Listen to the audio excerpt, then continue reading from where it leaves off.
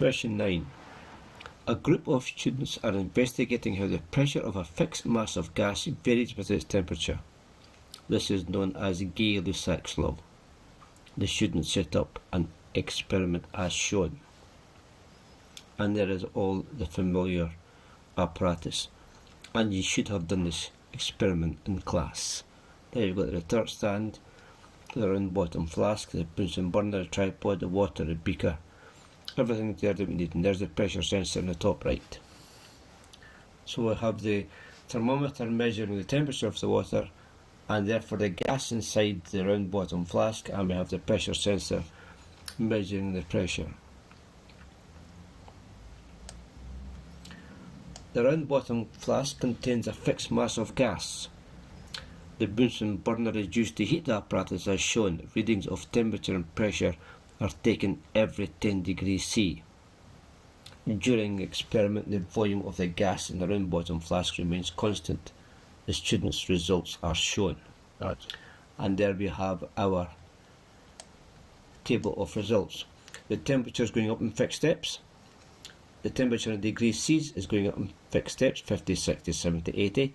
The temperature in Kelvin is also going up in fixed steps, 323, 333, 343, 353, and you can see that to go from degrees Celsius to Kelvin, you add 273. And there's the pressure also going up in fixed steps, 3, then 4, then 4, and that's almost fixed steps. So the wee experimental uncertainty coming in here, as you can see, but we can take it to be fixed steps. Question 9a. Use all the appropriate data to establish the relationship between the pressure and the temperature of the gas. Well, this question here is testing our understanding of this expression here. P1 over T1 is equal to P2 over T2, the pressure temperature law. Now, how do we use our data from our experiment done in degrees Celsius to arrive at this expression? Because this is what this question is all about. How do we arrive at this expression using our data? And how we proceed is this. P1 over T1 is equal to P2 over T2. This means those pairs of numbers are exactly equal to the same number. And if we can show this using our data, we have shown what our relationship is. Before we do that, what we have to do is show why this expression only works when the temperature is in Kelvin. So suppose we wish to draw a graph of pressure and temperature where the temperature is in degrees Celsius.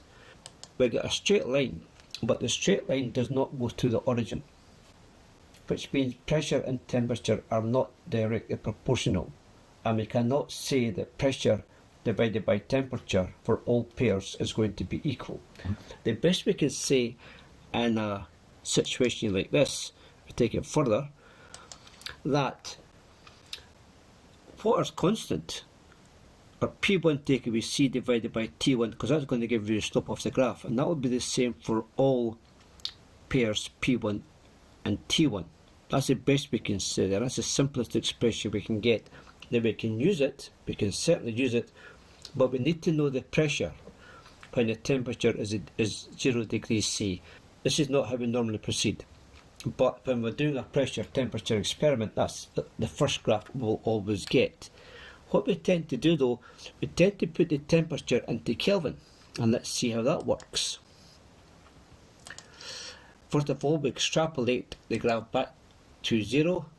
We can see it cuts the axis at minus 273 degrees C. So if we slide along our pressure axis to meet there, now we've got a straight line that goes through the origin. Only difficulty is though, that's still minus 273, but we can then come up with a new temperature scale. We call it Kelvin, and there we have pressure and temperature are both equal to 0 at the same time. So we can now say that P1 over T1 is equal to P2 over T2.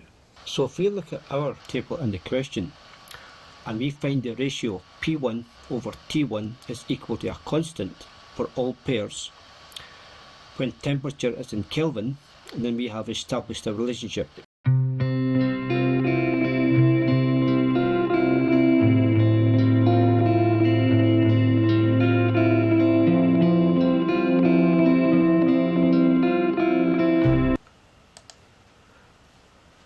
9b. Predict the pressure of the gas at a temperature of 100 degrees C.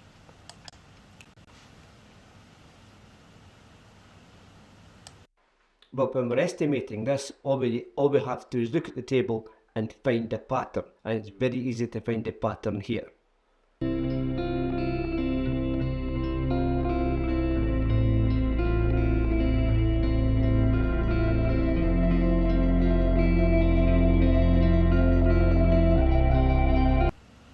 C. Suggest one way the students could improve the experiment.